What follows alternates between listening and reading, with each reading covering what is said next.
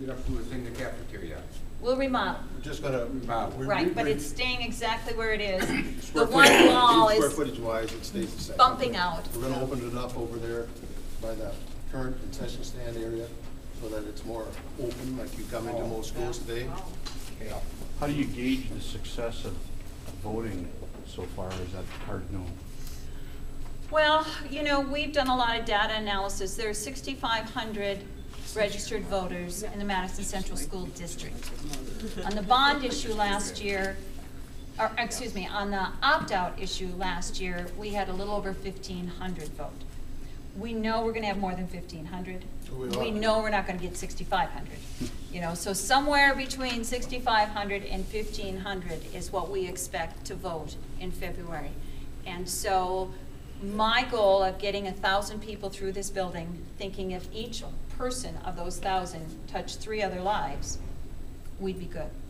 And so that's why I'm looking at 1,000 people through this building, because I think if we could get 3,000 yes votes, because we need 60% of the vote.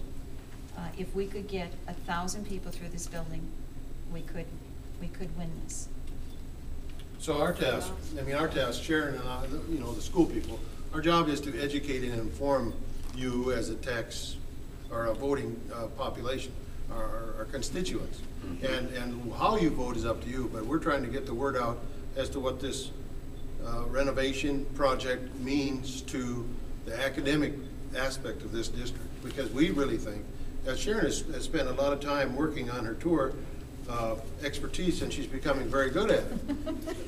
But I mean, Practice makes the perfect. program, when she talks about the impact, the negative impact to the program, because, you know, when I first came, it didn't take me about a year to figure out that in my mind, the facility is starting to impede the ability for teachers to teach, and therefore the students to learn to their maximum capabilities. That concerned me very much. So it wasn't too long that we decided, and at the board level, that this needs to be brought out to the public. And that's our job, and that's what we're doing. And we'll see on February 1st what the public thinks. We really do appreciate your coming. We encourage others that you know that haven't taken the tour. If you think they're interested, you just let us know anytime. We give them 7:30 in the morning, 8 o'clock at night, Sunday night. It doesn't, you know, have tour, will travel, right?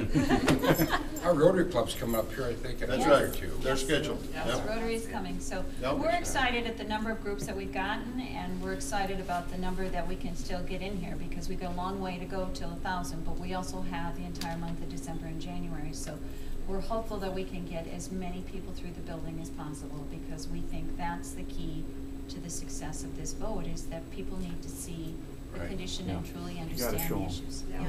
You have to smell it. I had a student who suggested, when we talked about doing a virtual online, and we talked about the fact that it just wouldn't be the same, and one of my brightest students said, well, you know, you could do a little scratch and sniff in each room.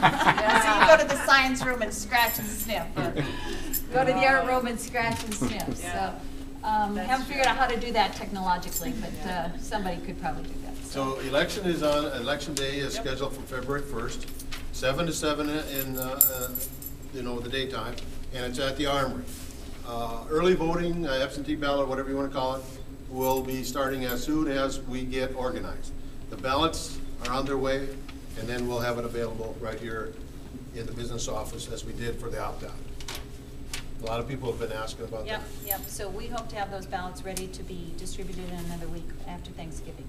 They're being printed or on their way. So, so if you would fill out the questionnaire and leave that with us, and you may take the brochure. There are more brochures if you want to take brochures. And the website, if you get home and you go, I didn't have that question answered, go to that website that's listed there. We have a lot of frequently asked questions, plus we have all of the information about the mill. Nobody, you are all much too polite. We didn't have a single one of you ask, how much is this going to cost me? But it's all outlined on the website, so you can do that in the privacy of your home, I guess. And then those frequently asked questions that if you, again, were too polite to ask, we have every question that's been asked of us posted on there. And if you have a question we haven't answered, send it to us and we'll post it on there also. So. Thank you so much. Thanks, Sharon. Thank you. Good job, Sharon. Thanks, Vince.